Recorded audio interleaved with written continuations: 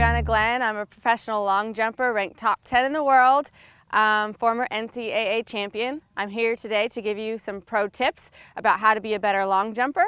And to start with that, we're going to talk about the approach, which is by far the biggest component to being a good long jumper, is having a consistent approach that's fast, that has its own rhythm, and that you can set up a good jump for. So if you don't have that, you're not going to be a good long jumper. Basically, all sprint technique applies to the long jump because you're sprinting down the runway. And so you're going to have your beginning part of your run, which is a drive. You're going to transition to a tall position, and you're going to come to the board as quick as possible and the most speed you can handle and take off from. And once you come to the board, the last 3 steps are the most important. That sets up your jump.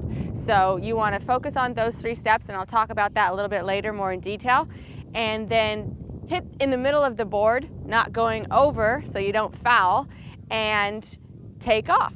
So going to show you how the run's going to look. It should be a smooth transition starting down, approaching a full upright position, and sprinting towards the board with my last 3 steps being the quickest. So let's head back there. Okay, so I'm about to start my long jump approach. If you ever watch long jumping, you'll see a lot of people do a lot of weird things at the beginning of their approach. They like to hop into it, they like to go back like this. All that stuff isn't necessary.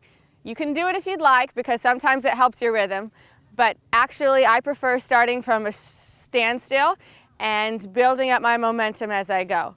So I'm going to drive, come to the board tall, and be in a good position to take off.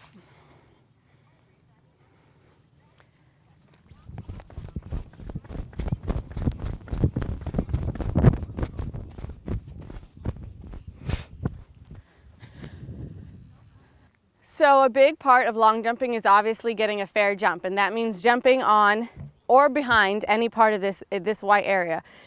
Ultimately, your goal is to get as much of this board as you can without going over. Once you go over, that's considered a foul. So I'm trying to get most of this board as I can without going over. For me, it's all about steering to this point. I have my run that starts about 40 meters back. And about 6 strides out, I'll have a check mark, and that's going to tell me where I'm at in my run and if I've been consistent up until that point. And if that's true, I know that once I get here, I'll be right on the board. The closer I get, I'm seeing the board with my peripheral vision. And so once I hit it, hopefully I'm hitting it right in the middle of the board and getting the most out of that to get a fair jump.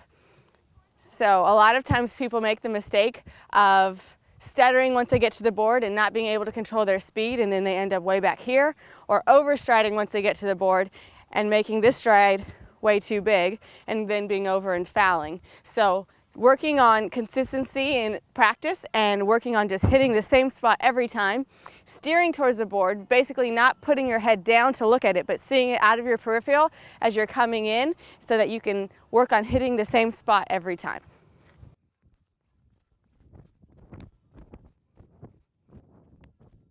And that's my pro tip for you on how to do a successful long jump approach.